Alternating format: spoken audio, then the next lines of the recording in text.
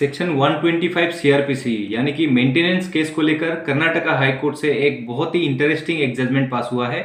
ये फरवरी महीने 2024 को ये जजमेंट आया हुआ है। इस केस में क्या होता है, बहू फादर इन लॉ और मदर इन लॉ के ऊपर एक मेंटेनेंस क्लेम केस फाइल करती है। उसके बाद जो लोअर कोर्ट है वो मेंटेनेंस अलाउ कर देती है 20,000 वो बहू के लिए और उनके जो बच्चे हैं उनके लिए 5,000, तो 25,000 का मेंटेनेंस अलाउ कर देती है पर मंथ। तो जो फादर इन लॉ और मदर इन लॉ है, जो सास ससुर हैं, वो कर्नाटका हाई कोर्ट में वो जो ऑर्डर है लोअर कोर्ट का उसको सेट असाइड करने के लिए एक रिवीजन पिटीशन फाइल करते हैं। तो कर्नाटका हाई कोर्ट जो है क्या ऑर्डर देती है ये हम लोग इस वीडियो में चर्चा करेंगे। तो इस वीडियो को आगे बढ़ाने से पहले मैं आप सबसे रिक्वेस्ट करना चाहता हूं कि मेरे इस चैनल को सब्सक्राइब जरूर कीजिएगा और इस वीडियो को अंत तक जरूर देखिएगा।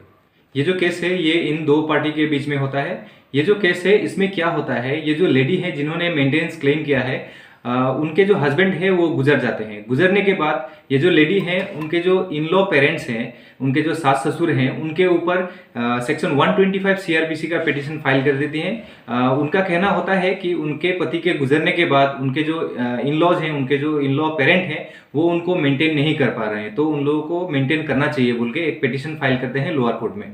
और वो जो कोर्ट है, वो जो मजिस्ट्रेट कोर्ट है, वो मेंटेनेंस जो पिटीशन है उसको अलाउ करते हुए 25,000 रुपये मंथली मेंटेनेंस देने के लिए वो जो इन लॉ पेरेंट्स हैं, जो सास ससुर हैं, उनको ऑर्डर देती है।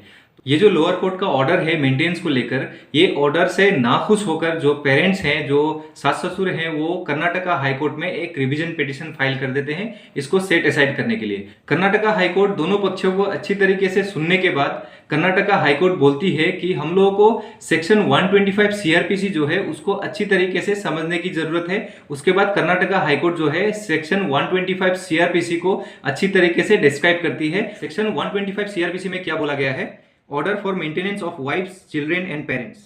If any person having sufficient means neglect or refuses to maintain A. his wife unable to maintain herself, B. his legitimate or illegitimate minor child whether married or not unable to maintain itself, or C. his legitimate or illegitimate child not being married daughter who has attained majority where such child is by reason of any physical or mental abnormality or injury unable to maintain itself, or D.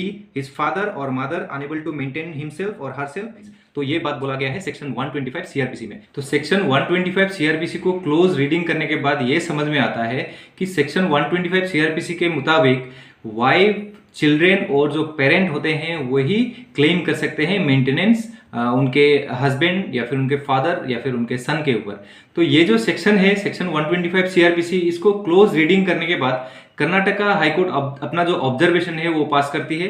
वो Karnataka high court बोलती है कि section 125 CrPC में कहीं पे भी नहीं बोला गया है कि जो पेरेंट्स इन लॉज जो होते हैं यानी कि सास ससुर जो होते हैं वो लायबल होते हैं कि जो उनके जो बहू हैं उनको मेंटेन करने के लिए। इस तरीके का बात सेक्शन 125 में कहीं पे लिखा नहीं गया है। तो जो बहू है वो अपने सास ससुर से कहीं भी मेंटेनेंस क्लेम नहीं कर सकती है। और वो जो लोअर कोर्ट का ऑर्डर था मेंटेनेंस को लेकर वो बिल्कुल ही गलत था और इसलिए वो जो ऑर्डर है लोअर कोर्ट का उसको सेट असाइड कर देती है और वो जो रिवीजन पिटीशन था सास ससुर का उसको अलाउ कर देती है। इस केस का जो साइटेशन है मैंने अपने डिस्क्रिप्शन में दे दिया है। अगर आपको पूरा जजमेंट पढ़ना है तो फिर उस साइटेशन को यूज करके ऑनलाइन डाउनलोड करके इस जजमेंट को अच्छी तरीके से पढ़ सकते हैं। और आपको अगर इस तरीके के वीडियोज अच्छे लगते हैं तो फिर मेरे चैनल को जरूर सब्सक्राइब कीजिएगा और इस वीडियो को जितना हो सके शेयर कीजिएगा। धन्यवाद।